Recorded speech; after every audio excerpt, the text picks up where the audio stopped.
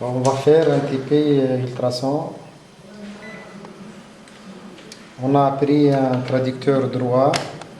La fréquence de ce traducteur est 5 MHz. Le diamètre est 0,375 pouces. C'est un traducteur droit, émetteur-récepteur à la fois. On va faire l'étalonnage sur une cale de référence normalisée. L'épaisseur 25 mm et la hauteur est 100 mm. Avant de faire tout, donc il faut entrer la vitesse ultrason dans ce matériau qui est égal à 5920.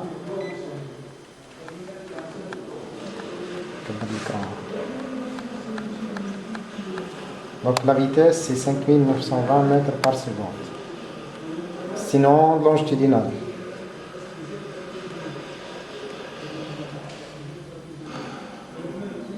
C'est bon? Le 0, on va le rendre aussi 0.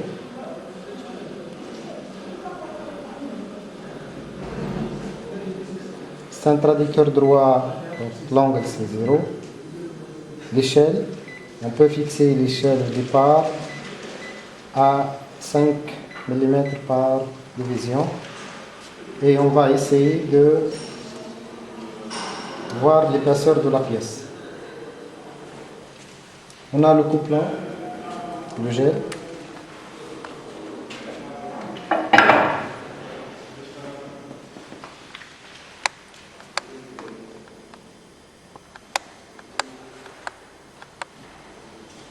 On travaille en plein écran. Le gain est élevé. Donc ça c'est l'onde, ça c'est l'écho de fond, ça c'est le deuxième écho de fond. On peut savoir la profondeur de la pièce ou l'épaisseur de la pièce. On va décalage de 0 de façon que l'épaisseur de la pièce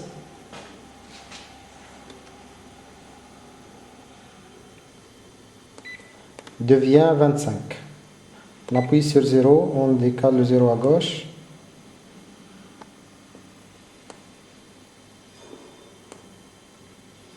C'est bon. Maintenant, on fait l'étalonnage sur la longueur 100 pour voir la vitesse. On met l'échelle 10 mm par division et on met le traducteur. L'écho de fond, il est là. On augmente le gain et je vais voir donc la position exacte de cet écho, c'est exactement 100 mm. Maintenant, le traducteur c'est complètement étalonné. On peut faire le contrôle d'une pièce. Donc, on va prendre une pièce qui représente un défaut plat, parallèle à la surface de palpage. Par exemple, ce défaut, la pièce numéro 14B, donc c'est un défaut de lamination qui se trouve au milieu de la pièce. L'échantillon de ce défaut, il est là, de cette pièce, il est là, et je vais essayer de le chercher par ultrason.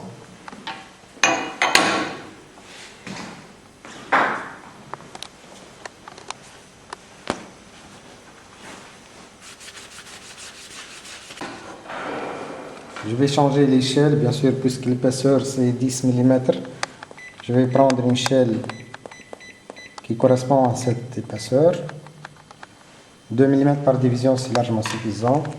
Et je mets un peu de gel sur la surface.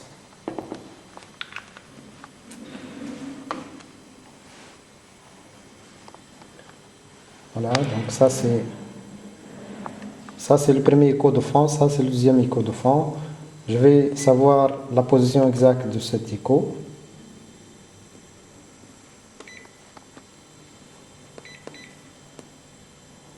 Voilà, c'est bon, l'épaisseur de la pièce c'est 9,79, à peu près 9,8. S'il y aura un défaut, il y aura ici. Donc, voilà. Voilà, ça c'est le défaut. Ça, c'est le code de défaut. Ça, c'est le deuxième code de défaut. Je peux le savoir exactement. Donc, se trouve à une profondeur 6,29 mm.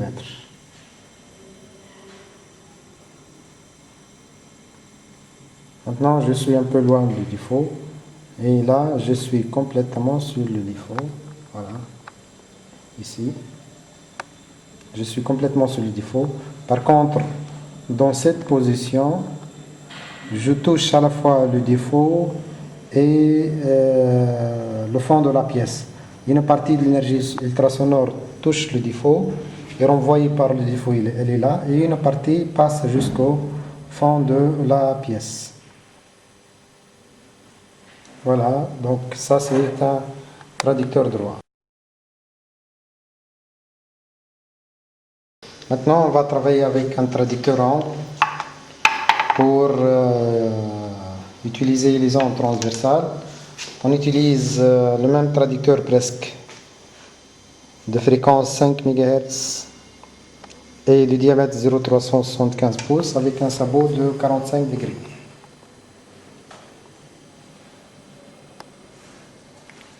On met un peu de gel dans la surface de séparation puisque c'est une surface qui relie le traducteur avec le coin en plexiglas. Ensuite, le montage du câble. Et on passe à travailler avec l'appareil de contrôle. Bien sûr, l'étalonnage se fait sur cette partie arrondie de rayon égal à 100. Au départ, on va essayer de chercher avec ce traducteur le centre de ce rayon. Dans quelle position il va se trouver ici. Avant de faire ça, il faut entrer les paramètres qui correspondent à ce type de travail, surtout l'angle, c'est 45 degrés.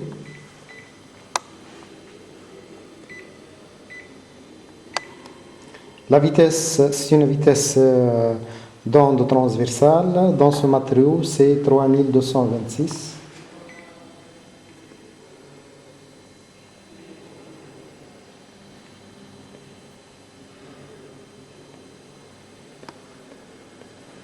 C'est bon. Le 0, on va le rendre aussi toujours égal à 0 pour commencer le réglage dès le départ.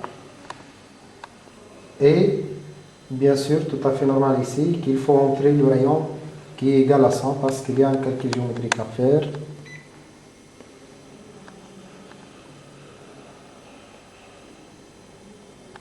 Donc le rayon c'est 100 mm. En fait, c'est pas exactement ce qu'on dit, c'est le rayon, mais c'est la distance parcourue par l'onde ultrasonore. On met un peu de gel et on essaie de chercher la position de ce centre. Tout à fait normal, l'échelle, il faut la changer. Et on va prendre par exemple 12,5 mm par division. Bien sûr, ici il n'y a rien, puisque le gain c'est très faible, il faut l'augmenter. Travail à plein écran. Voilà. Donc, tant qu'on passe par le centre, l'amplitude de l'oscillogramme passe par le maximum. Et ça, c'est le centre exactement du rayon.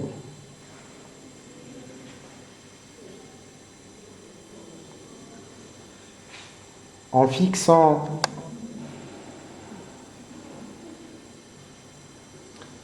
le traducteur dans cette position et on fait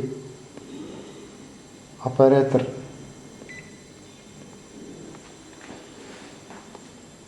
le pointeur rouge et il va nous donner bien sûr trois distances. Une distance 113,1 c'est qui correspond à la distance totale de l'onde parcourue, c'est la distance parcourue par l'onde transversale, et une distance horizontale 80,43 et une distance verticale 80,43, ce sont les mêmes distances puisque l'angle c'est 45. Sinus, cosinus 45, c'est le même. On utilise la fonction pour mémoriser le signal. Ici, il faut déplacer le 0 de telle façon que que la distance soit 100 mm. J'appuie sur 0 et je regarde uniquement que ça.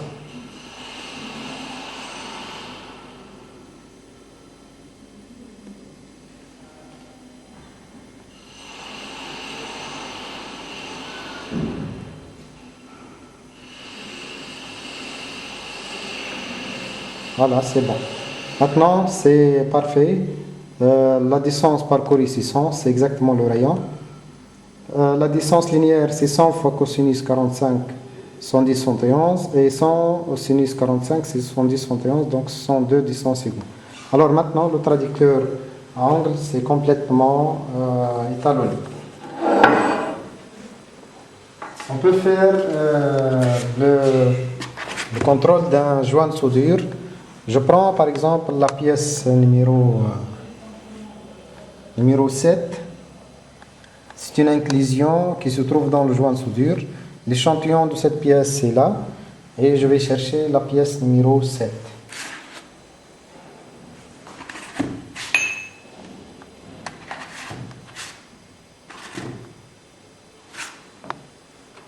Ça c'est la pièce 5, ça c'est la pièce numéro 7.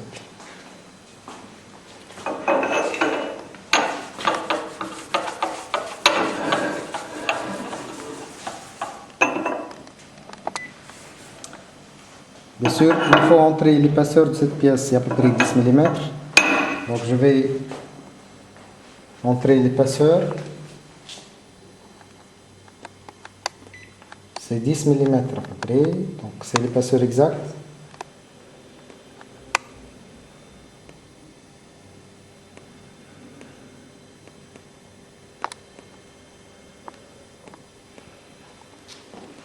Bon, c'est bon.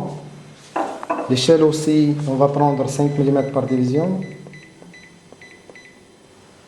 Et je vais mettre un peu de gel sur la surface de la pièce et on va essayer de chercher cette inclusion.